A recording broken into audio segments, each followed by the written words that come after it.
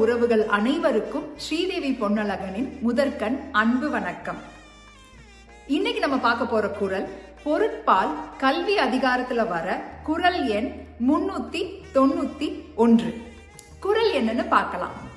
கற்க கசடர கற்பவை கற்றபின் நிற்க அதற்கு தக. அருமையான குறள். பொருள் என்னன்னு பார்க்கலாம். கற்க, எல்லாரும் படிங்க. எப்படி படிக்கணும்? கசடு அற, அதாவது கசடுனா என்னங்க? நம்ம நெய் காய்ச்சறப்ப அடியில வருது பாத்தீங்களா, அதுதான் கசடு. அந்த கசடு இல்லாம எந்த ஒரு சந்தேகமும் இல்லாம ஆழமா தெளிவா படிங்க. அறகுறையா நுனிப்புள் மேய்ஞ்சிட்டு கருத்து சொல்லாதீங்க.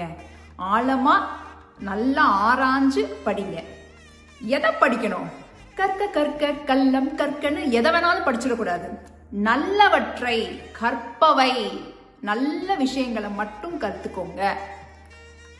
கற்ற பின் எல்லாம் படிச்சிட்டோங்க, நல்லா ஆழமா படிச்சிட்டோம், நல்ல விஷயங்களை படிச்சிட்டோம். அது வாட்டுக்கு அப்படியே ஏட்டு சுரக்காய் கறிக்கு உதவாதுன்ற மாதிரி அது வாட்டுக்கு நூல்ல இருக்கு, நம்ம பண்ற விஷயங்களை தான் நாங்க பண்ணுவோம் அப்படின்னு இல்லாம எதை நல்ல விஷயங்களை நீங்க ஆழமா படிச்சீங்களோ அதுக்கு ஏத்த மாதிரி நீங்க நடைமுறைப்படுத்துங்க. கற்பவை கற்ற பின் நிற்க அதற்கு தக. சரி, குறள் என்னன்னு இன்னொரு முறை பார்த்து விடலாம்.